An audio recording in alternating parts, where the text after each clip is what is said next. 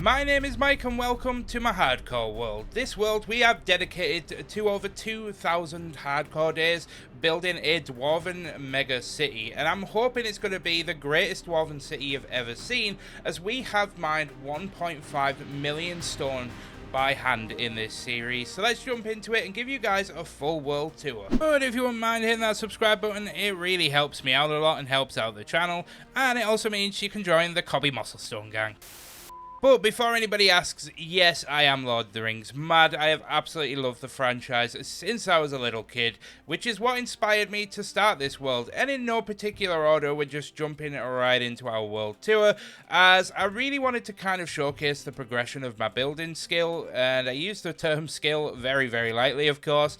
But this was the first thing that I ever built in my hardcore world, and it's basically just a Dwarven watchtower with our Dwarven entrance and mountain and city over there. I really wanted something that was kind of going to be an outhouse where the dwarves would guard the entrance, you know, keep a lookout for any oncoming invaders, and it also serves as just a bit of a cover up for a zombie farm.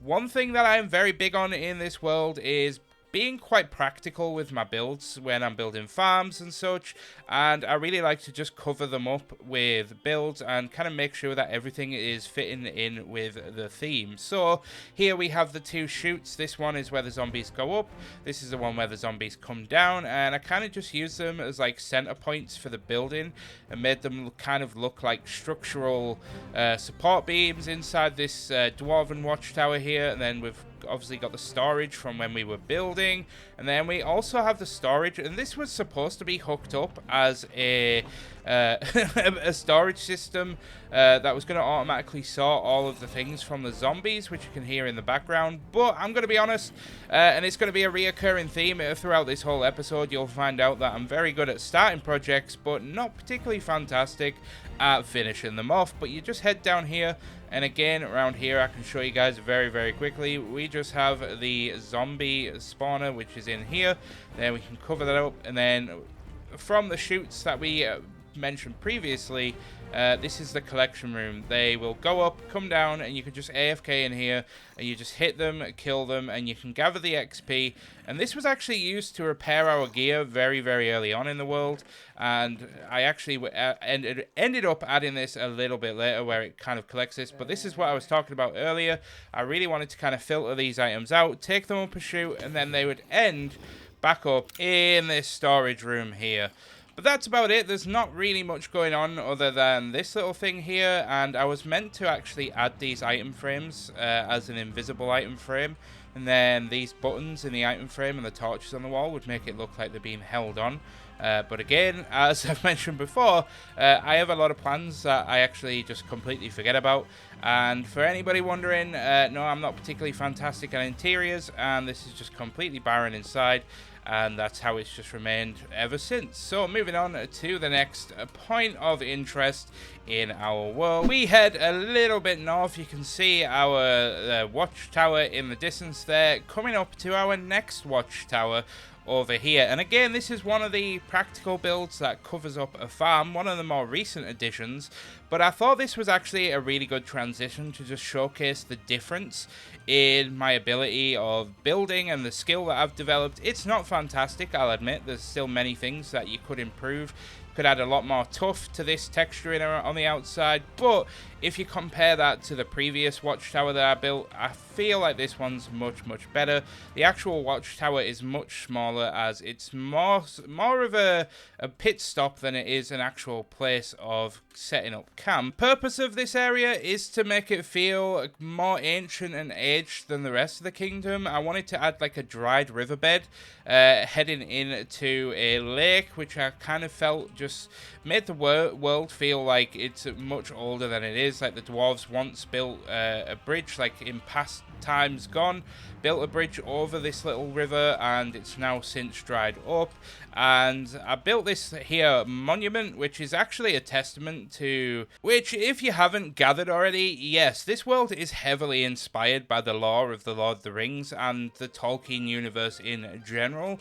And this lake over here was supposed to be a my own artistic rendition of the Mirror and the sort of obelisk that was erected to kind of, you know, pay homage to Durin the First, who peered into the river and saw the 7 stars that made up his crown, and that's kind of what made him settle in the nearby mountain. So I thought I'd just showcase this. This was just something that was kind of a little extra. This wasn't really intended to be anything other than just a little piece of lore for the world that accompanied this watchtower, as this watchtower was supposed to be the kind of area where the dwarves would, you know, they'd camp out for the day. They'd come and visit with their families, and little dwarf families would kind of go and play out in the water here and sort of reflect on their ancestry. But anyway, let's jump to the more impressive part, which is beginning to head over to the Dwarven Mountain. Actually, before I actually head over to the city, I thought I'd just very quickly show you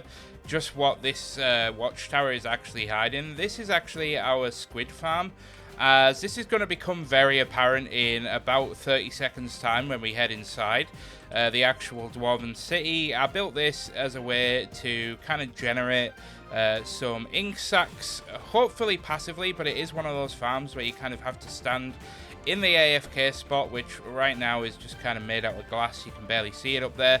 But let's jump into the city, as this will all become apparent as to why I did this in just a second. And this is definitely the grandest reveal, in my opinion, that we've got in this world. This entranceway has actually gone through several iterations and design changes since I first built it, because I built it and then I realized that I wanted to kind of have it as a bit of a cliff that was like overhanging over the edge, and before it kind of just went straight up. And as my building skill sort of improved and my texturing improved and my shading improved, I wanted to kind of add some changes. But this whole sort of entranceway is still, as you'll hear me say many times in this episode, is completely unfinished and got a lot of things that need to be done in here. But the whole gist and the purpose of this is to just make you feel like you just want to go wow. Like, this is supposed to be completely overshadowing of the player, to make you feel like you have to look up to kind of get a whole scale of everything going in.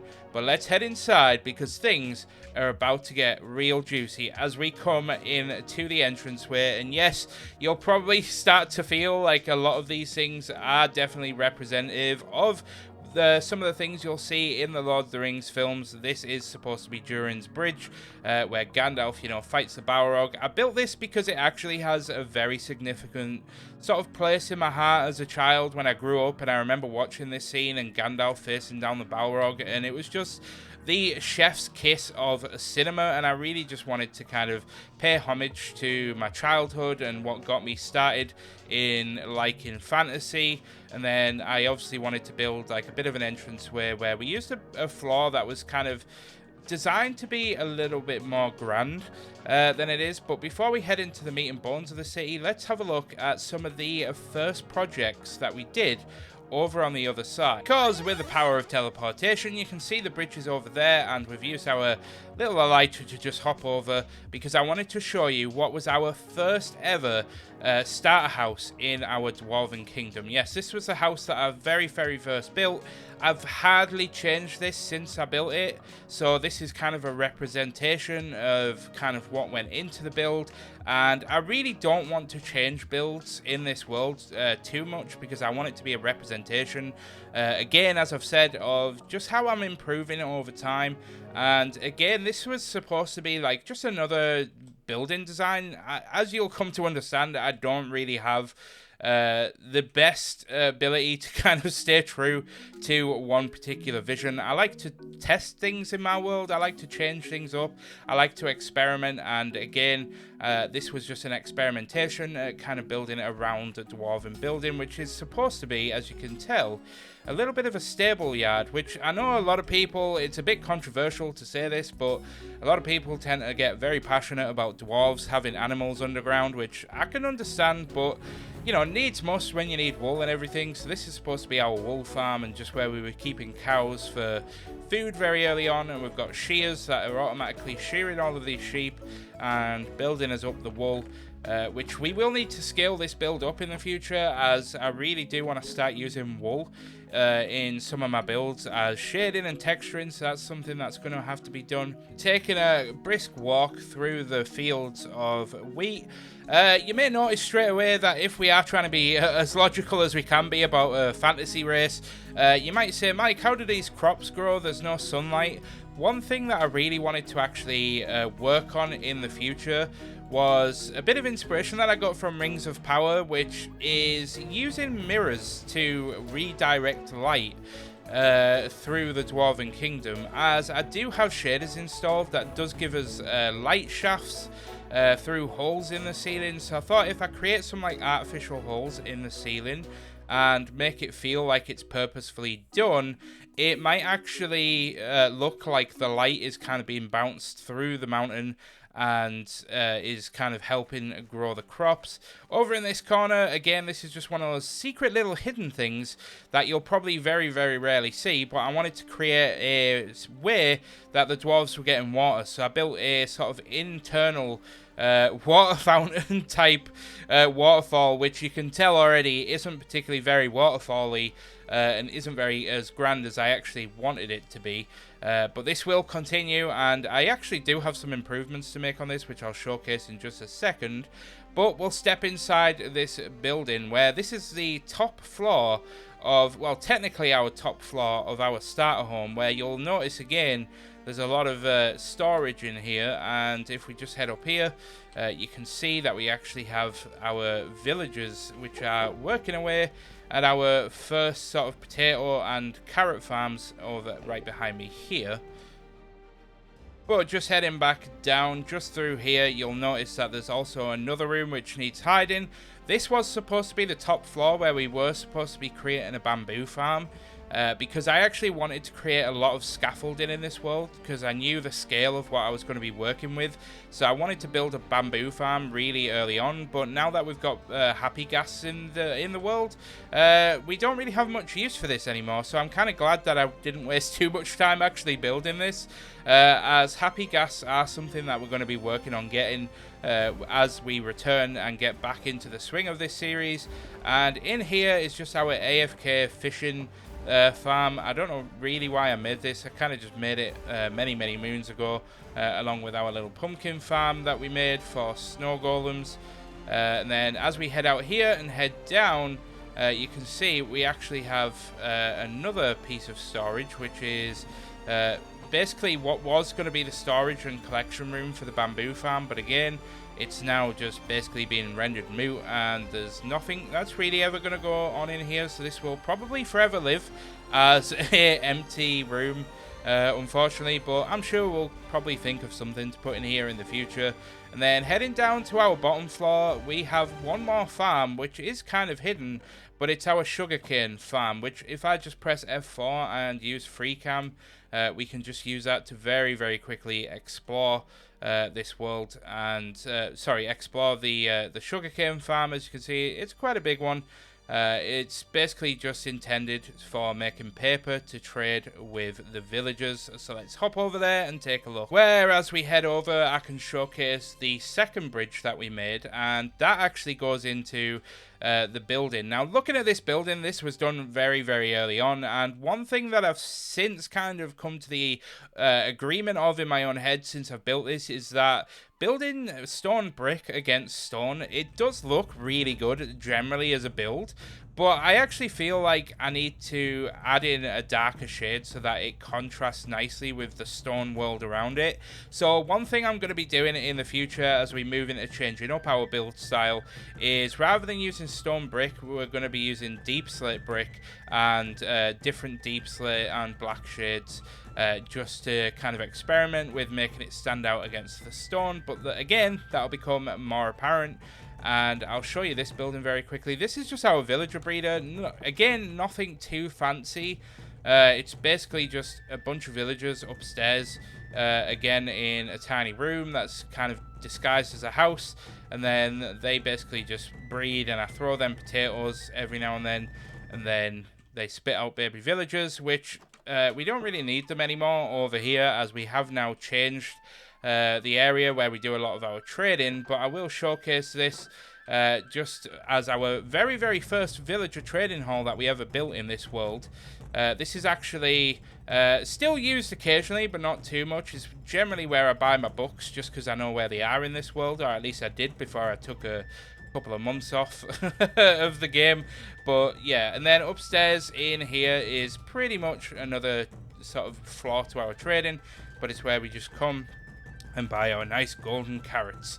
And golden carrots, I know, are generally considered some of the best food source in the game, but I also just really like the idea of, you know, being a dwarf and just eating golden carrots. I don't know, it sounds really fitting. But as we come out of there, one thing that I will sort of highlight as well is, again, my attempt at shading and blending in my Dwarven world. One thing that I also want to make very apparent very early on is I want to make my Dwarven world feel like it's got a lot of life in it. Not life as in creepers and zombies and everything that wants to kill you in a hardcore world, but life as in greenery and shrubbery. I don't think dwarves always have to be dark and dingy and lava everywhere. I feel like dwarves do have an appreciation for life, just not on the level of elves, just more on you know, they are one with the underground ecosystem is the way that I'll word it. So things like moss and vines and things, I feel like dwarves would kind of learn to grow accustomed to having them around, because in a dank and dusky sort of wet cave system, yeah, moss is inevitable. But heading up this little cobblestone pathway that we've got comes to our second starter home, and this is kind of where we've ran the entire series out of for the first, I want to say 1,500 hours, days in this Minecraft world. And we've got our TNT duping box here, which is our old toolbox as well. You may see a zombie in the background. I'm just going to go and kill him before he breaks in and does anything. But yeah, I did use a TNT duper very, very early on in this world, but I've since kind of changed my perception of TNT dupers, and I'm actually kind of setting a challenge to myself, which I'll talk a little bit more about in just a second. But I thought I'd just very, very quickly just kind of showcase all the storage that I've got going on. We got food, we got all the greenery storage, I like to call it, all the different woods that we've used in our builds, all the miscellaneous stuff, and then all of the end stuff that we probably will use eventually, but I just call it end rubbish and nether rubbish, just because it's stuff that I don't immediately have plans for. Our ores, and then our precious chest where we keep all of our diamonds, our gold, our netherite and such. And then I actually feel like I do want to create separate storage things for this in the future and kind of make it more fitting in the lore. You know, we'll have like a diamond smith or something, and we'll make it all like diamondy, and that's where we'll store our diamonds and stuff. And then we'll have like a netherite forge and stuff. I don't know. But then I built this is actually a more recent addition to the world. It's a smelter that I also used in my Forever world. If you're familiar with that series, I used the exact same design, but I did this just because I was needing to smelt copper, and it was taking forever to smelt, so I just did this very, very quickly. So as I was building one of my projects you'll see later on, this was basically just smelting away, and then we've got all of our stone and stuff. But yeah, everything's kind of been ran out of here since probably, I want to say, about day 200 to day 1,500. So this is definitely home, but we've since moved out. But I want to move on to the one thing that you guys are going to absolutely love, which is the Grand Deep Pit. Now, I really would love to say that this was all dug out by hand, but that would be disingenuous, as I have done some of this by hand. And oh, there's diamond up there. I should probably grab that at some point. But this was actually the one time that I used TNT dupers. As you can tell, there's quite a few blocks that I just haven't tidied up yet. But I've since kind of changed my ideas towards TNT dupers, just because it creates a lot of mess. And I actually have an idea about wanting to achieve a record for the most stone mined in a Minecraft world. I just feel that would be super fitting as an inspiring dwarf to kind of have that as an achievement. Like, I don't want to say the Guinness Book of World Records, but just imagine if we did actually win the Guinness Book of World Records title for the most stone mined in a world. I don't know, it would seem cool. But as you can tell already, there's not really much else to say about this. It is pretty epic and pretty deep though, I'm not gonna lie.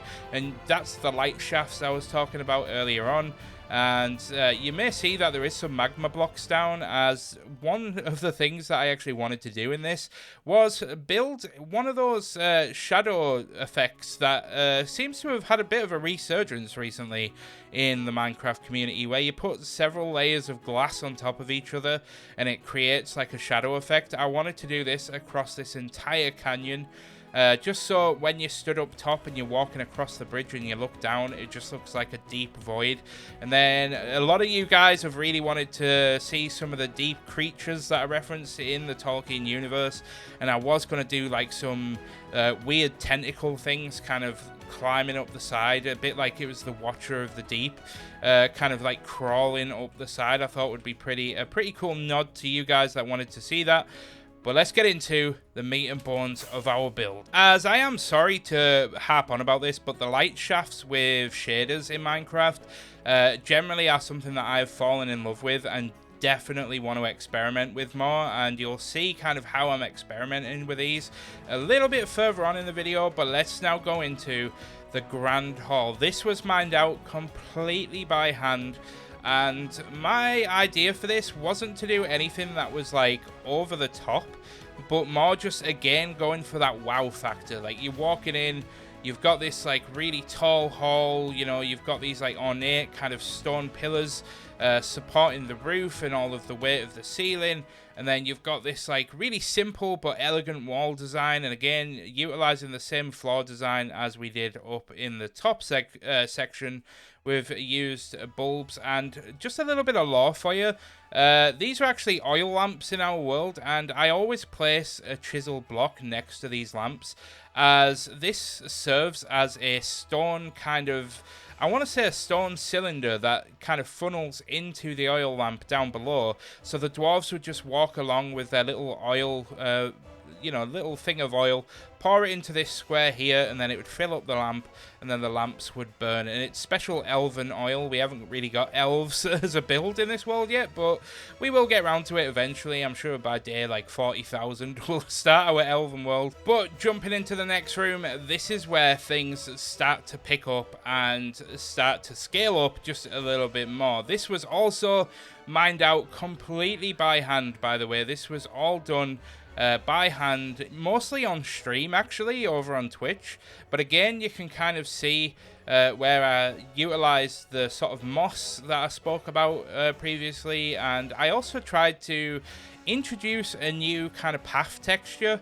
I really wanted to find a way to kind of introduce pathways in our Dwarven world that would stand out against the stone, but also seem like sort of like, I don't want to use the term dirt paths, but if you think dwarves kind of marching around all the time are gathering like dirt from the moss on the shoes, and all the high traffic areas where dwarves are marching, there's going to be like a build up of like moss particles and bits of dirt. So rather than it being, a dirt path, it's basically a moss path. Using the new pale forest moss, I thought made a really nice sort of muted green color for a pathway. And I really like the idea that these mushrooms are kind of just spreading on their own. These weren't placed by me, by the way. But this is the first building that we made in our hardcore world. And once again, it kind of reflects me attempting to do, like a bit of texturing as like the base. But I wanted to keep it simple. One of the things that I don't want to overdo in this world is over texture things. I don't really, it's just me as a person, just personally, I don't really like that kind of over-textured look. I know this kind of looks over-textured from the inside, but this is where we actually moved our villager breeder to, the one that you saw earlier. I don't actually know if this is still functioning, but I did block that off as we don't really need it, as you'll come to find out. And this was supposed to be our new storage area that we were going to move into, but before I could even move into this one from our old base, I actually upgraded this and built something way cooler, which you'll see in a short while. But just heading out and heading over here, you'll notice that we have a bridge, but before that we have not one of the grandest builds, but one of the more detailed, cool builds that I really love in this world. And it's our Dwarven Forge, and it's basically our iron farm disguised as a Dwarven Forge. And this is where the dwarves... there's supposed to be like a crane system built in here that I haven't got around to building yet. You know, I did kind of say to you guys that I wasn't really going to be very good at finishing projects, but I'm very good at starting them.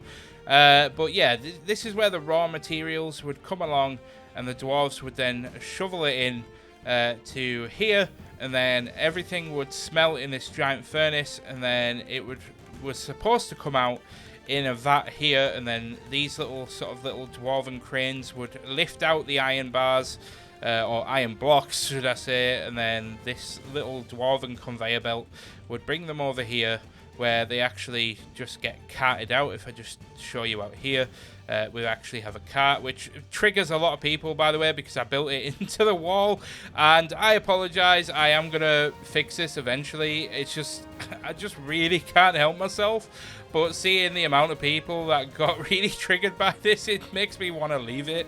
But no, I promise I will fix that for those that are sort of bothered by that. But I'll just quickly show you guys the storage area underneath, where we are collecting all of the iron blocks, and we have quite a lot now. And these are actually utilized proactively, and I'll showcase that again in a short while. But just jumping into free cam, you guys can see that we have our iron farm, which is like a 4-tier farm that actually was a pain to set up. You guys have no idea just how painful this was. As I jump up here, I had to basically dig out this entire section of mountain and place down leaf blocks just so iron golems wouldn't spawn, and this ended up being probably about a 100 to 200 day adventure just trying to fix. Yeah, it was a crazy time. But heading over that bridge we saw earlier, you can see that we did start building a sort of dwarven bridge, which I'll talk about in a short while. But again, we've got this pathway that's leading around to our first ever like small dwarven holding. This was supposed to just be like a normal dwarven house. I'm not the biggest fan of it, if I'm going to be honest, but this was more, again, just an experimentation with different blocks. These, I can't even remember, are these andesite? I actually can't remember. It's been that tough. Not andesite. Andesite's completely different color range, Mike. You can tell that I've been off Minecraft for a couple of months and just jumping back into it.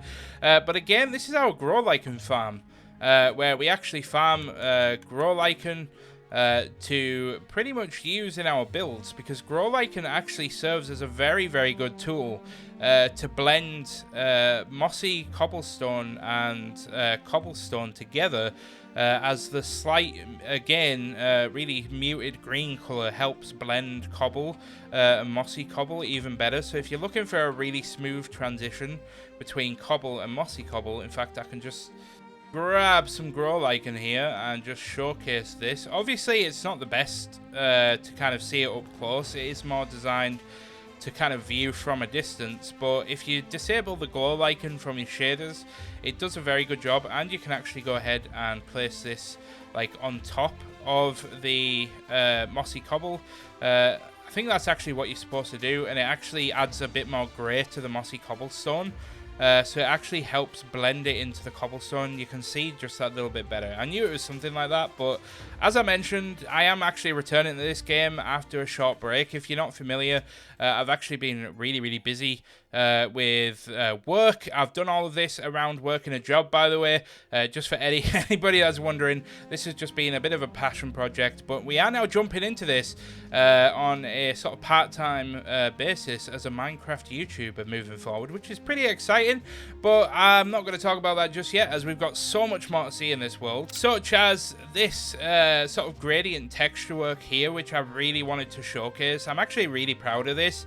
It could have been done a little bit better, but this was actually something that I need to carry on just round to this side here, on this side as well. But I've actually gone from like deep slate to tuff to cobble to stone and andesite, and then a bit of greenery and moss kind of hanging over the edge at the top. I'm really in love with this. I don't know why, but then I just kind of put some like dwarven houses kind of put into the side of the cliff just to make it, you know, add a little bit of life to the world. And again, this is one of the sort of big dwarven bridges, which is kind of going over this chasm again, taking you over here, but we'll explore that in just a second. As what I'm walking on right now is actually a huge handmade stone pillar. This was made pretty much as like a way to get across this huge cavern that I've dug out, as I really like the idea of having this giant stone pillar that the dwarves would kind of like build off of and build around, and it would kind of become like a staple for walking around and transporting around the world.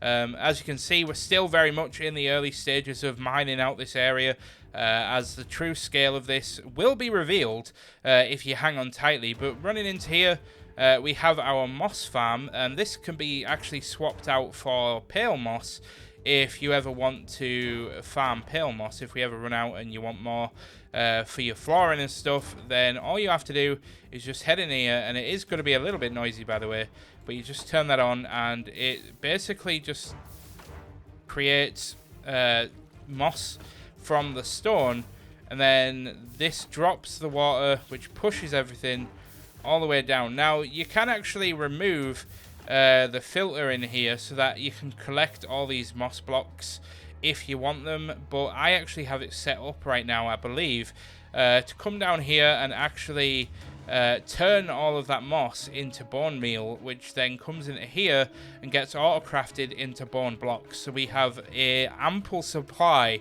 of bone meal, which we did need it for the grow lichen farm. That's why that's there. I can't remember what else we needed bone meal for, but the only other thing in this building right now, if we just head up to the top, is something that I'm a little bit disappointed in, as I really wanted to create a system to repair all my pickaxes. So I made an allay farm, but the allays all disappeared. And this was one of those farms where you have a splash potion of infested, and it basically splashes on the allays. And I know that so many people who are watching this are probably going to say, Mike, you should probably just get you should probably just do it with an armadillo, but I don't know. I don't know. Is it better? I don't know. A lot of people have told me that an end farm is actually still more practical and faster than this farm. But I really wanted a farm that was like super accessible instead of heading all the way to our end, as you can now start to see the scale of the area that we have got to mine out. But before we jump into that, I want to jump over here to our next special area in our world, which is again infested by zombies. Apparently, you can tell we haven't been around for a while. But this is our villager, our new villager trading hall, which you can tell is supposed to be a huge, grand villager trading hall. But so far, we haven't actually moved too many. Well, I say too many. We have got a lot of villagers in here, but not filled every floor yet. And that's just because I'm kind of just putting them in as and when we need them. But this is how I've been kind of repairing my pickaxe on the fly when I've been live streaming, rather than going all the way at the end farm, because it's very noisy on stream. And this is just a bit more hands-on. Some of these have been, you know, zombified and cured, so the trades are cheaper. But that iron farm that you guys saw earlier on, I basically just go and grab a bunch of iron from there, come over here, and most of these, not all of them, but a lot of these have got iron ingots that you can trade for emeralds. And then we can actually use the emeralds and head down a couple of layers to the clerics, where you can trade those emeralds for redstone.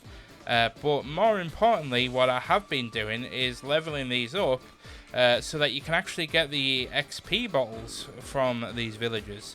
As you can see, we've got the bottle of enchanting that we can collect and use as just an added bonus to repair our pickaxes.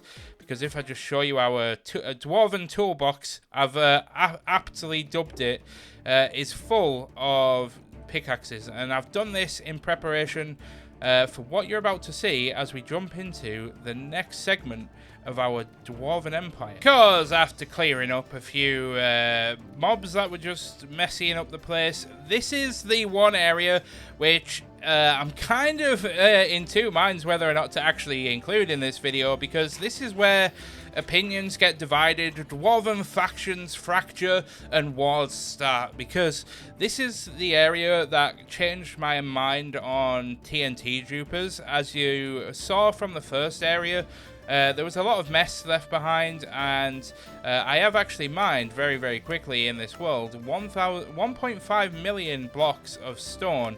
And just for anybody wondering, I basically just do that on an evening when I'm bored, and I just come in here and mine out a few sections at a time whilst watching some anime or watching Lord of the Rings for the 89th millionth time. But yeah, I kind of want to mine this out by hand. But yes, please don't misinterpret what I'm saying. I want to, whether or not we'll actually get round to doing that, as this is actually a huge stepping stone, which is holding me back in this world right now, as this is kind of going to be where the bulk of the Dwarven city is. This is where there's going to be hundreds of Dwarven houses and buildings of different sizes and styles, and this is where we're going to create like a bustling city and add loads of cool features and cool things and builds, and yeah, it just all needs clearing, and it's pretty much the only thing standing in our way of making progression in our Dwarven city. But as you guys can see over here to this stone pillar that we made, as you can see, I still need to decorate this side of the walkway with this texturing effect. Still got to do all the way over here. And I also wanted to texture this pillar as well. As you guys can see, that's very, very, very much far from being done. But it's something that I'm probably just going to leave it as is. For the time being. I may come back to it in the future, but as you can see, we've got a lot more to be getting on with, so I just need to get better at actually finishing future projects. But let's jump up to the most recent addition to our world, but not the last thing that we're going to see in this episode, which is our brand new storage room, which was probably one of the more difficult builds that I've done, as this is where the light shafts that I was talking about come into play. You can see over here the light shafts are kind of like beaming through. Now I actually have to try and do some magic with this, which will become apparent as you continue to watch this video. But yeah, this is pretty much just a super simple automatic sorting storage room. It's just none of these chests are set up to receive any particular type of item yet, and the way that this system works, it really isn't the most efficient. Before anybody mentions it, I appreciate that this is not the most efficient build in the world, but basically this is the type where you put the item that you want in the chest, and then as the item flows through the system behind it, it will pretty much detect if this is the chest where it needs to deposit stuff, and if it isn't, it'll go on to the next one, and so on and so forth. But there is several different points, so if you're wanting to put something in that chest over there, it's not just one entry point over here where you put stuff in. There's one on each corner, so if you're wanting to put something in, say, this chest at the back, then rather than putting it all the way at the very beginning of the system, you can just put it in this locked chest over here, so it kind of bypasses a lot of the system. So if you want to just put it in here, then you just need to put it in here, and it will filter into that one. But again, a project that I started and not quite finished yet. As you can tell, it's floating in the sky, but don't worry, this is going to link up to the city down below eventually.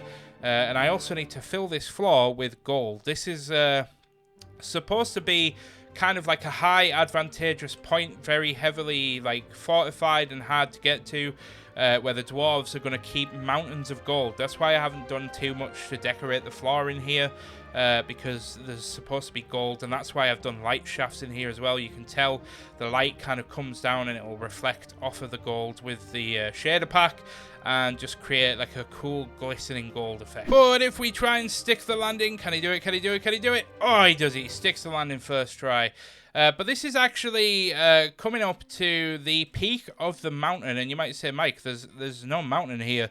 There is no mountain here yet, But there is going to be a mountain here in the future, guys. Don't you worry. This is where we will have the mountain coming up to. As you can see, we started it all the way over there. That now needs to connect up to this section up here. And I was wanting to do like this super detailed mountain, but I actually think I'm going to simplify it a little bit and just do basically a stone mountain and then just put some snow blocks kind of randomly around it to just add it and like make it a snow-capped mountain. But I'm not going to worry too much about it. The whole purpose, again, is inspired by the Lord of the Rings. I just love the idea of having a mountain so high and so treacherous to get over that it forces the player to have to go through the Dwarven Kingdom to get to the other side. And I just really like that concept from Moria. So yes, I did steal that idea, but I really loved it. And again, you can tell that this is just very heavily inspired by the Lord of the Rings. And you can see here, this is kind of the ribcage of the roof of the Dwarven city. And I just put this down here just to kind of showcase where the roof would go, to kind of get an essence of just the shape and the overall, you know, kind of size that I was going for this actual cave. Because don't forget, there is going to be a mountain above this, so we can actually build another pocket on top of here if we want to build like an upper city, which I actually think would be a good idea. You know, right near the golden storage area, there might be like a highborn Dwarven section where we have like the King's Hall and we have like more fancier Dwarven houses. That could be a pretty good shout, actually. But let's head back to the beginning, because I want to showcase all the other stuff that we've done in this world. But in order to do that, we need to head to our Nether portal, which is all the way back at the beginning, because we haven't got around to adding another one at this side of the Dwarven city yet. I mean, come on. The light shafts, come on. I definitely don't want to get rid of that one if I can help it. It just looks too good, kind of like shining through and shining down. And especially if it doesn't like mess with the shadow effect going on at the bottom here when we finally get it done. Oh, chef's kiss. It's just going to look amazing. But let's head into the Nether portal. There's not really been much that I've done in the Nether itself, but more it just serves as a purpose of getting around our overworld just that little bit faster. But just a short little stepping stone down from the Nether portal, there is a honey bottle farm that we built in the Nether so that the bees will constantly produce honey for us to use for oxidizing copper when we get around to using that in our builds. And this is kind of just the building materials that we used. So I did intend to expand this farm. Whether or not we'll do that right now, I don't know. But then I just dug down all the way down to our base layer where we were digging out netherrack. And I don't really know what else, what we're going to do in this world. I think my idea was to turn this into like Morgoth's lair, or at least Morgoth's inspired by Morgoth's lair, you know, make it like a dark overlord, which has lots of demons and foul creatures and stuff. But that's something to think about in the future. As we head out, we can put on our elytra and head over in this direction, where we'll come across another fortress. We've been quite lucky with the fortress spawns, but we'll find another nether portal, which takes us to this part here, which is gonna probably be a lot of your guys' favorites. But yeah, as you can tell, this is our Hobbiton, our little shire land that we started creating. This was just to have a bit of a break from building all the Dwarven stuff. Plus, I really wanted to just give my hand at building something a little bit more sort of cozy vibes. It was very much a trend about a year ago. There was a lot of people doing very cozy builds, and I really wanted to give my hand a go at the trend. So I thought, what better way to do that than to make hobbit homes in our world. And again, they're not supposed to be too grand or too big, but this is actually supposed to double up as a village. This was supposed to be me recreating a village into a hobbit dwelling, which I believe if we head in here, you can see we've actually got a baby villager, so they are actually beginning to multiply. But yeah, this feels a little bit like a prison, actually. I should have probably redesigned the interiors here.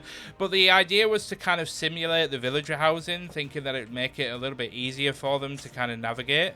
But let's not end this to a cherry bush.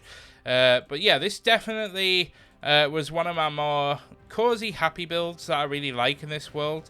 And I apologize for the distant horizons loading message in the bottom down there. I don't really know what that's about, but yeah, I tried building one on a diagonal. It looks alright. This was just to sort of test my skill with building diagonally because I had never done it before, and I really wanted to kind of just experiment with it. And this was supposed to be like another villager's house. Hopefully some villagers will move in the future, but unfortunately this area does not stay loaded very much because it's quite a few hundred blocks from our Dwarven kingdom.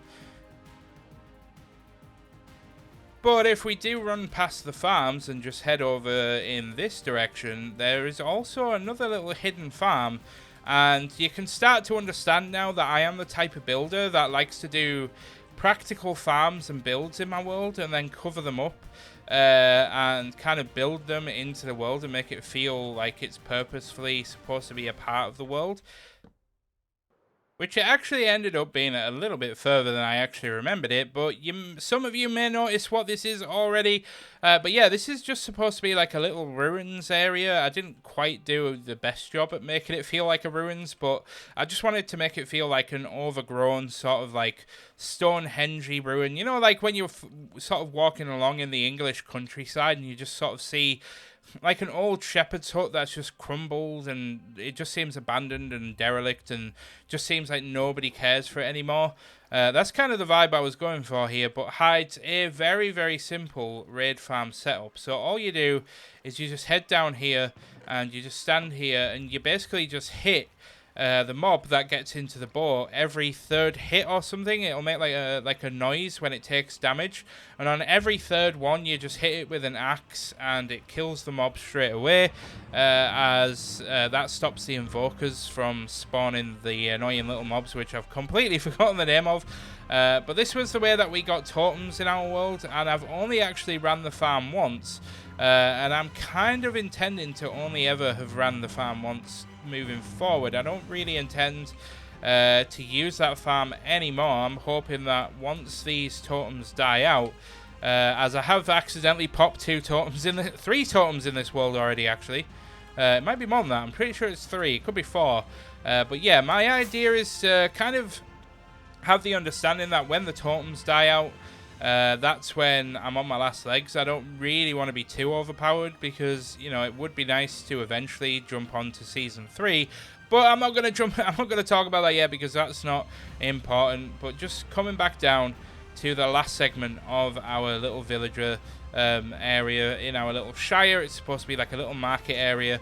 And there was supposed to be a pub that I was supposed to build over here. And then just over here was supposed to be like a little fisherman's area, which actually, after playing Tales of the Shire, seems much more like I actually knew what was coming in that game than than what I let on. But yeah, it's I terraformed this whole area. I did this whole sort of riverbank.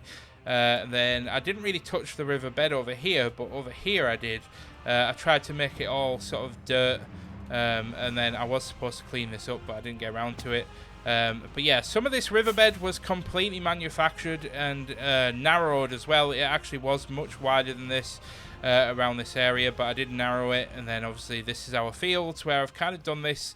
I wanted to kind of, again, go for that English countryside sort of overgrown fence. You know, you see the farms where they've got like a wall, but it's just completely enshrouded with hedges and overgrown shrubbery and stuff. That's kind of the vibe I was going for here.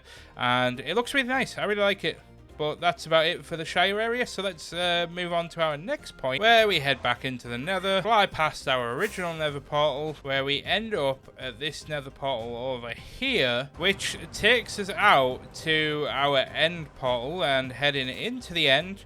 Again, I haven't really touched the end or the Nether. I'll explain that in just a second, as I haven't yet touched the end island, but it takes us to our Enderman farm, which is pretty much used as a way to repair the pickaxes and repair my armor like super quickly, as this spawns lots of Endermen. You literally just walk up to it and it's very noisy, but you just click a few times and you can see your levels just absolutely fly up. But yeah, I apologize about the noise there. It is quite annoying, but you know, unless you turn the mob sounds off, not really that much you can do about it without installing mods and kind of hiding the noises that Endermen make. But anyway, we'll move back to our overworld, where, because we destroyed our bed, we end up at the spawn point of our world, which kind of takes us pretty much with everything we've kind of got done. This world hasn't been as grand as many of my peers and many other people that you'll see at this point in their worlds. They'll have like several, probably hundreds of different builds and things going on. But I always prefer to do large-scale things in my world. Speaking of large-scale things, let's hop back over to our base, where I think we fly, if I remember correctly, in this direction, where we come full circle back to our first ever build, the watchtower, which started it all in our Dwarven world. And you can see that I have now enabled Distant Horizons, a mod that I have wanted to use for the longest time, but has been super unstable. But I'm now at a point where it's kind of stable.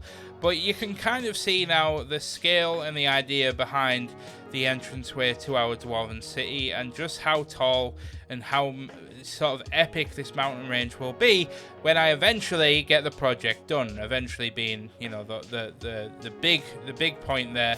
But I also did forget to mention that I am also in the process of mining this area out here as well. So all of this eventually will go.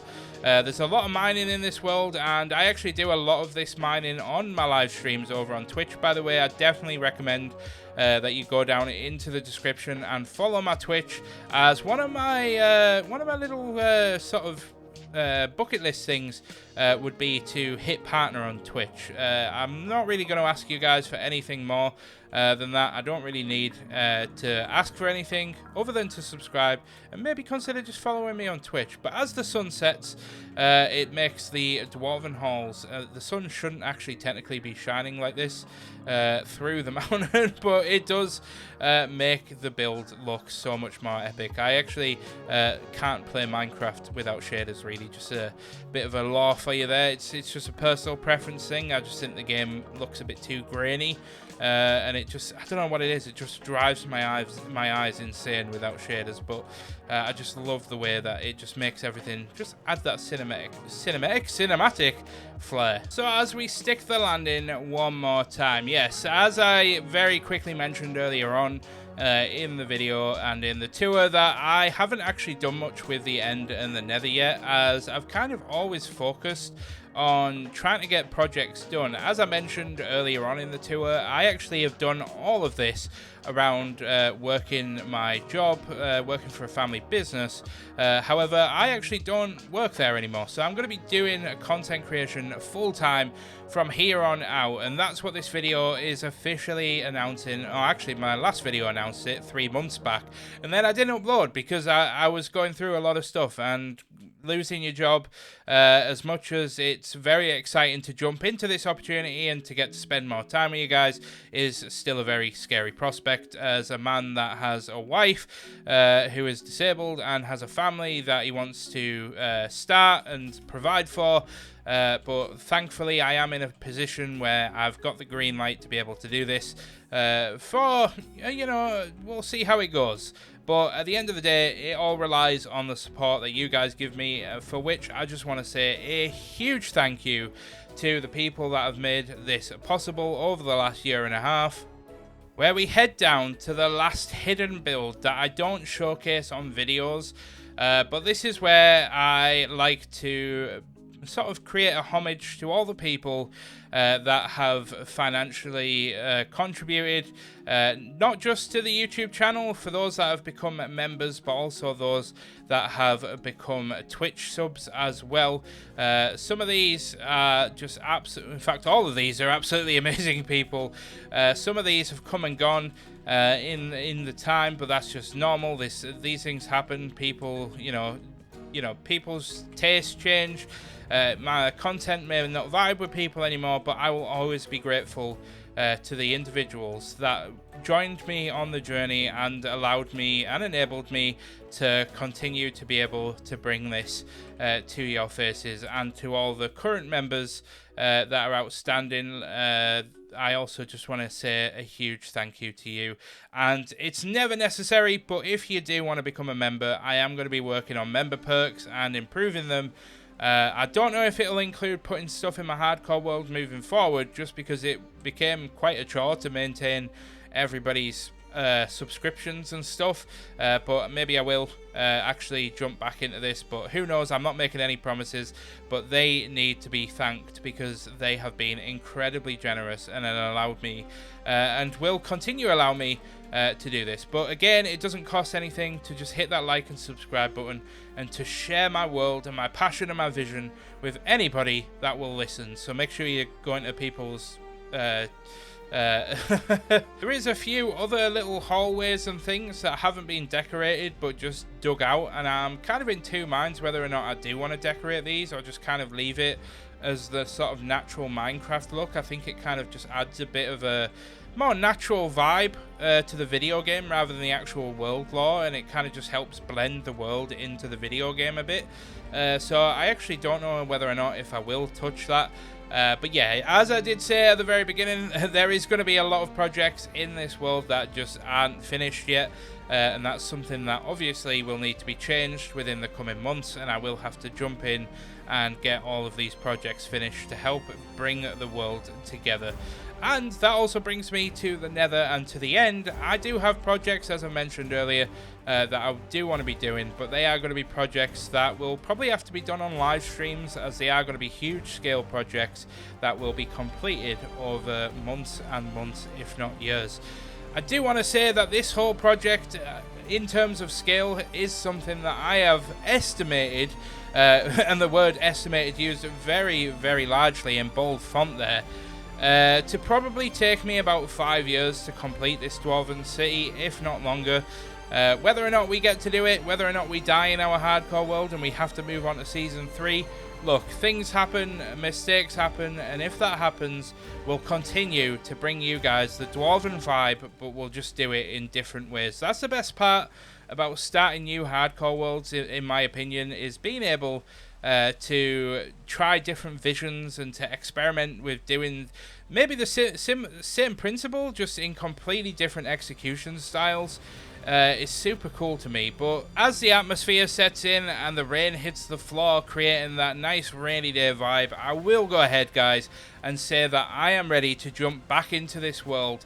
And for those that are wondering what's going to happen with the Forever World, don't worry, I am probably going to juggle the two. And yes, I know it might seem a bit counterproductive to juggle between two different Dwarven worlds, but that's just the best thing about creating YouTube content is I'm going to be able to do what I'm passionate and what I'm happy about in the moment, and either way, you guys are going to get free content to enjoy. So, you know, it's a win-win situation, and I might even start other projects and other little mini-series in the future, but again, it's one of those things that I just, you know, haven't really given much thought to. But I am super excited to jump back into this hardcore world and to join you guys again. So for one last time, please consider hitting that subscribe button.